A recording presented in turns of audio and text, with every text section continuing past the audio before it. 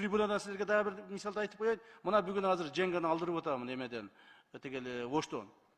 Он при всех признавал тем, что он отказывается от воровской идеи. Нет, он не отказался.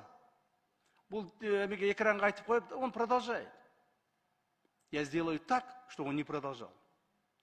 Я сделаю так, что он никогда не стал дальше лидером ОПГ. Что бы это ни стоило. И каждому это относится. Экраннан айтып қойышы өлі, болды біз идеядан қайттық, болды, бүтті, эми деп қойышып, қайрадан вот этим заниматься. Это заниматься не будут теперь. Я как обещал, в нашей стране ОПГ не будет. Так, в нашей стране кто-то кого-то накладывает какими-то дополнительными грузами, никто не будет. Спокойно, предпринимательдерimiz спокойно жашашат, спокойно иштешет, өздөрүн тапкан жасашат, мамлекетке налог төлөйт, мыйзам чегинде жашашат. Болду. Могул жердеги крупный ресторандар, крупный ишканалар бүт бардыгы дан төлөп турушкан. Муну биз билгенбиз, туура. Эмне үчүн ушуга чечим кабыл албадыңар дейсиңер.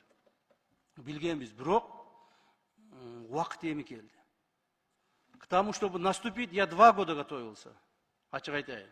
Я 2 года готовился к тому, чтобы наступить, чтобы сегодня день наступил. Вот сейчас мы год наступаем. И теперь 24-25 году будет рост. 26 все будет спокойно.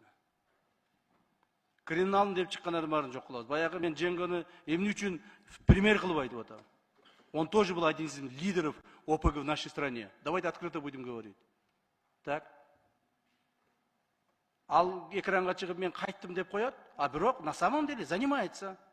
Он управляет там, в СИЗО сидит, управляет с этим предпринимателями, обратно там накладывает, преступниками управляет. Этого не будет теперь.